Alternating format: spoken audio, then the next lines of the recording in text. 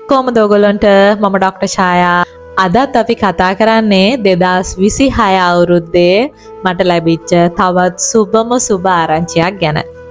Dubai වල ඉඳලා treatment ගන්න මගේ පේෂන්ට් කෙනෙක් ප්‍රෙග්නන්ට් වෙනවා. මේ ස්ටෝරි එක ඔයගොල්ලොත් එක්ක කතා කරන්න ඕනේ. මොකද මේක ටිකක් ලොං හිස්ටරි එකක් තියෙන ස්ටෝරි එකක්. පේෂන්ට් දීර්ඝ කාලයක් තිස්සේ මගෙන් බෙහෙත් ගන්නවා. මුලින්ම බෙහෙත් ගන්න ඇත්තටම හස්බන්ඩ් ලංකාවේ ඉද්දිම තමයි එයා ට්‍රීට්මන්ට් එක ගන්නේ. ලිංගික අප්‍රාණිකත්වය කියන දෙයට තමයි එයා පළවෙනි ට්‍රීට්මන්ට් එක ගන්නෙ. ලිංගික අප්‍රාණිකත්වය කියන එක ගැන ඔයගොල්ලන්ට ලොකු අයිඩියා එකක් නැත්නම් මං සුවහස් ක්ලිනික් YouTube channel එකේ ලිංගික අප්‍රාණිකත්වය සම්බන්ධ දීර්ඝ වශයෙන් වීඩියෝ එකක් සරහා ඉදිරිපත් කළා තියෙනවා කරුණු ගණනාවක්. ඒක ඇත්තටම ෂෝට් වීඩියෝ සරහා අපිට කතා කරන්න බෑ. ඒක ටිකක් ලොකුවට කතා කරන්න ඕන මාතෘකාවක්. ඒක ඔයගොල්ලෝ ගිහලා බලන්න මම මේ වීඩියෝ එකේ link එක දාන්නම්. මේ patient ගැන කතා කරොත් ඇත්තටම ලිංගික අප්‍රාණිකත්වය තියෙනවා. ඇත්තටම ඔහුට ඩයබටික් කොලෙස්ටරෝල් දෙකම තියෙනවා. මීට අමතරව මානසික ආතතියත් හොඳටම තියෙනවා. එතකොට මේ තුනත් එක්කලා ලිංගික අප්‍රාණිකත්ව වෙන ඔහුට ප්‍රාණවත් වෙන්නෙම නැහැ. එතකොට මේ වගේ කන්ඩිෂන් එකක හිටපු පේෂන්ට් කෙනෙක් මෙයා.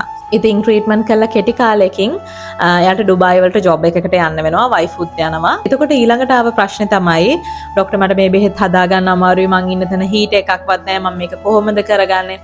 ඒ වගේ ඉතින් ගැටලු ගොඩක් ඊට පස්සේ අපිට ආවා. නමුත් ඒ හැම දෙයක්වත් කොහොම හරි මැනේජ් කරගෙන ඔන්න ට්‍රීට්මන්ට් එක දිගට කරගෙන ගියා. ඊට පස්සේ අපි සාමාන්‍යයෙන් අලුතෙන් රටකට යනකොට ඒ රටට සෙටල් වෙන්න යනකම් අපිට ටිකක් අපි හිටපු පරිසරයෙන් මිදුණට පස්සේ බහුතර දෙනෙක්ට අපි ඔය මොන තරම් ආසාවෙන් ගියත් ඒක සෙටල් වෙන්න යම් කිසි කාලයක් යනවා අපි හැම කෙනෙක්ටම. මේ කාලය තුර යම් කිසි විදිහක මානසික ආතතියකින් තමයි ඉන්නේ. ඉතින් මට මතකයි ඩුබායි වල ඉඳලා මට ඔන්ලයින් channeling වලට ඊට පස්සේ join වෙනකොට ડોක්ටර් මගේ වයිෆ් වෙනස් වෙලා මට හරිම අප්සෙට් මෙහෙමයි ප්‍රශ්න ගොඩයි. ඊට පස්සේ ඩයබටික් කොලෙස්ටරෝල් වලට වඩා මානසික පීඩනය වැඩි.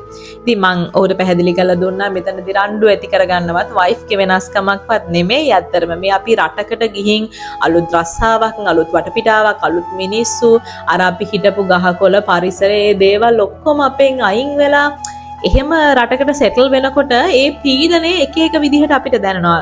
ළඟම කෙනා වෙනස් වෙලා වගේ දැනෙන්න පුළුවන් එක එක විදියවල්. ඉතින් දෙන්නට ආදරෙන් ඉන්න හැමදේම හරියයි කාලෙත් එක්කලා අපි ට්‍රීට්මන්ට් එක දිගට කරගෙන යන් අප්සෙට් ගන්න එපා කියලා හිත හදලා ට්‍රීට්මන්ට් එක ඔන්න අපි දිගට යනවා. ඊට පස්සේ ඔන්න ටික දැන් ඒ ප්‍රශ්න ඉවරයි. ඊට පස්සේ ડોක්ටර් අපි දෙන්නටම දැන් බබෙක් හදන්න ඕනේ. ડોක්ටර් මෙහෙමයි අපිට ට්‍රීට්මන්ට් කරන්න දෙන්නටම ට්‍රීට්මන්ට් කරන්න කියලා ඔන්න රික්වෙස්ට් කරලා දෙන්නටම ට්‍රීට්මන්ට් එක යනවා. ඇත්තටම වයිෆ්ටත් වතාවල් දෙකකදී විතර අපි බෙහෙත් කරනවා. ඉතින් අවසානයේට ඒගොල්ලෝගේ හීනෙට යනවා.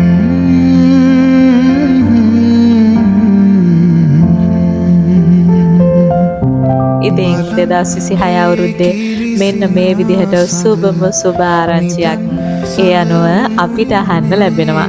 හරිම සතුටුයි මේ දේවල්. මේ කේස් එකත් එක්ක ඔයගොල්ලන්ට චූටි පණිවිඩයක් දෙන්න ඕනේ කියලා හිතුණා.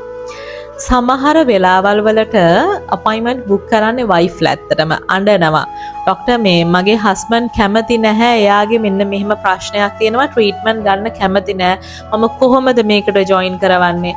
මට තේරෙන්නේ නැහැ. අපි දරුවෙක් හදනවා කියන කාරණේදී කාන්තාවකට තනිවම කළ හැකි කාර්යයක් නෙමෙයි නේක. දරුවෙක් හදන්න අම්මා තාත්තා දෙන්නම ඕනේ. එතකොට අපි මිනිස්සු විදිහට අපි පිළිගන්න ඕනේ අපිට මොනවා හරි ගැටලුවක් තියෙනවා නම් ඒක කායික ගැටලුවක්ද මානසික ගැටලුවක්ද ලිංගික ගැටලුවක්ද කියලා නැහැ. ඒවා ඔක්කොම ලෙඩ තමයි.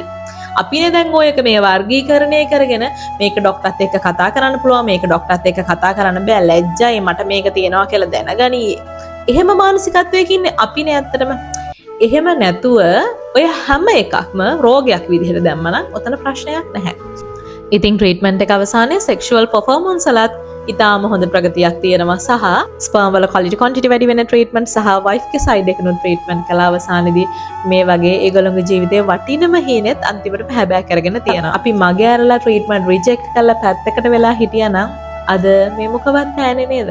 ඒ නිසා වඩා වැදගත් වෙන්නේ Tamanට මොන ලෙඩේ තිබුණත්. ඒක ලිංගික රෝගයක්ද ඒක මානසික රෝගයක්ද ප්‍රශ්නයක් නැහැ. අපි සනීප වෙන්න ඕනේ. එච්චරයි වැදගත් වෙන්නේ. ඒ වගේ පුංචි පණිවිඩයකුත් මට වීඩියෝ එක ඇතුලේ දෙන්න ඕන වුණා. ඉතින් බොහොම ස්තුතියි මාව විශ්වාස කළා මේ ට්‍රීට්මන්ට් එක කරගෙන ගියාටත් බොහොම නිහතමානීව තමන්ගේ ජීවිතයේ වටිනම පුවත මාත් එක්ක බෙදාගත්තටත්.